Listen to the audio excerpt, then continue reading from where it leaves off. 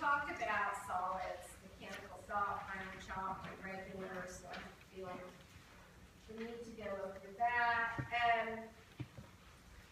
We talked about adding gravy, or sometimes you just have to tell patients, if they can't. So the other thing they'll complain about when they do have trouble with this are chips, like tortilla chips or regular potato chips. And nobody really likes to be without their tortilla chips, right? Because we all like to dip it in salsa and eat it, or guac, yummy guac. But there's not much you can do with chips to make them more cohesive, is there? And so you really have to, sometimes you kind of have to say to people, I'm terribly sorry, but that's probably your best bet with something like that, is to avoid that food if it's getting continual difficulty, which nobody really wants to hear. Okay, then we go to exercises. So, I think most of you have probably heard from motor speech class that exercises aren't really, there's not a lot of literature to support exercises for speech, right? So we don't typically recommend a lot of exercises for speech production because we really feel like talking is the best thing to work on for talking, okay? Swallowing, there's a bit of that too. It really is. The best thing to do to work on the swallow is to swallow. There's no doubt about that. So you want the patient, to the extent that you can have the patient swallowing, you want them swallowing. And to the extent that you can provide them some kind of something to swallow other than just their saliva, you want to be able to do that. There is some literature, though, that some of these exercises done properly do help patients with their swallow. So unlike speech, working on some of these isolated muscles, there is some literature that says, yes, this can be helpful. So you may see therapists, clinicians working on exercises with patients who have dysphagia. And these are some of the exercises that you might see them doing. So depending on, where the disorders are, whether you're working on, AP movement, let's say you're working on that, then you might want to do back and tongue, right? Or if you're working so that you could do gut, or cut, whatever, something that's bringing the tongue back. If you want to work on bolus manipulation, so working on the tongue just in general, you can try using a tongue depressor or tongue blade, whichever way you want to call it, and have the patient have to push either way, or you can do click sounds, chewing on gauze. So sometimes you can kind of flavor the gauze and have them chew on it. So you might put some lemon juice or something. I know it sounds gross, but they chew on that. I know it sounds gross to you, but when somebody hasn't had anything in their mouth at all, having a little lemon on that gauze or having a little cold water on that gauze is like heavenly for the patient. So you move the gauze back and forth so they chew on it. I'm not a big fan of the dental floss tied to a lifesaver because I'm always afraid that the lifesaver will get loose and the patient will choke on it.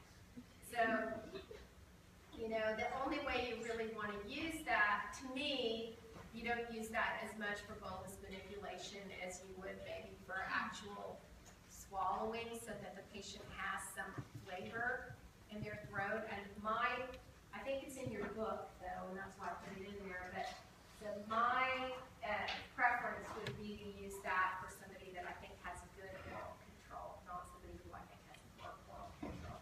Do y'all follow my rationale for that? Bolus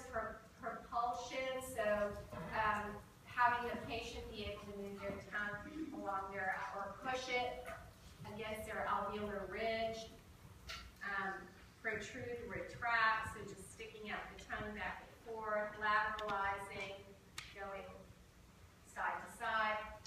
You can do that outside the mouth, you can do that inside the mouth. Circling the lips, again, you can do that outside the mouth or inside the mouth, right? What's that also going to help you determine when you ask somebody to go like this?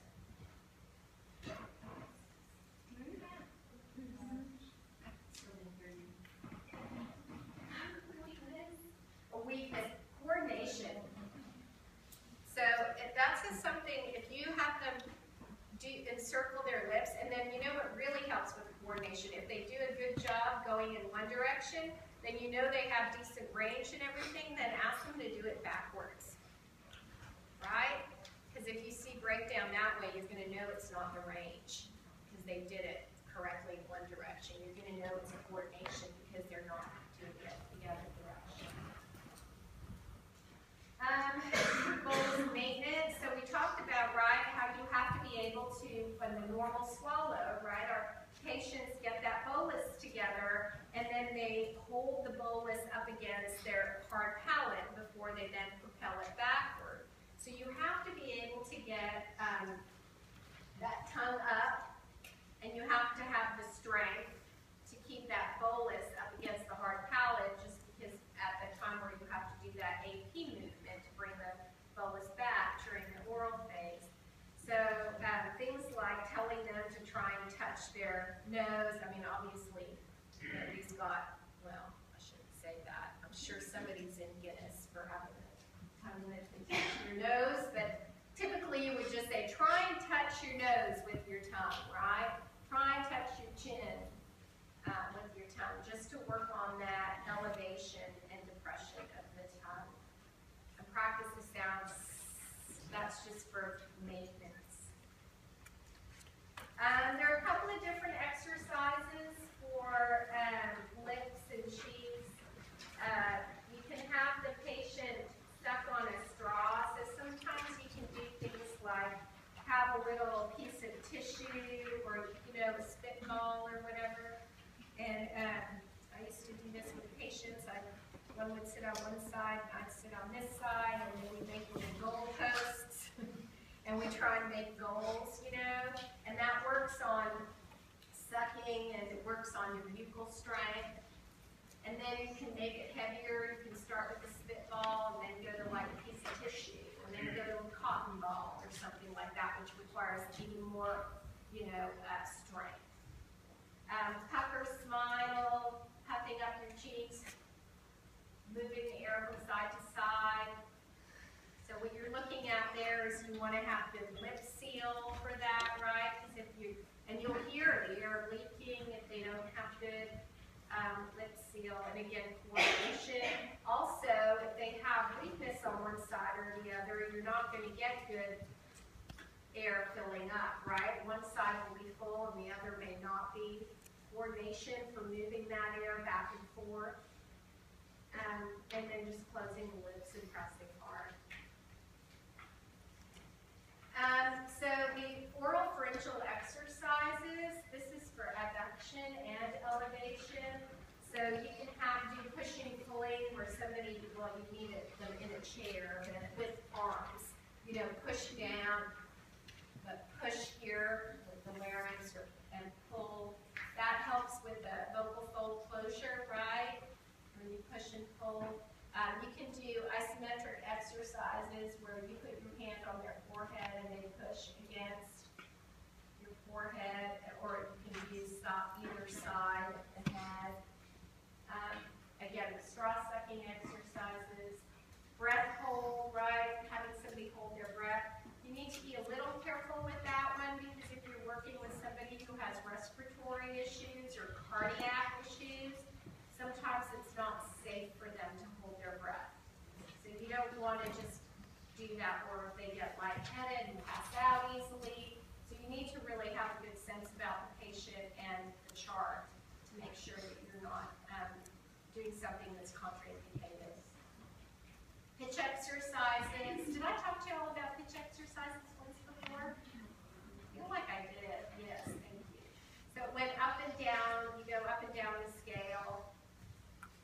people love to do that exercise. We talked about the supraglottic, the effortful, and the mental sit. So light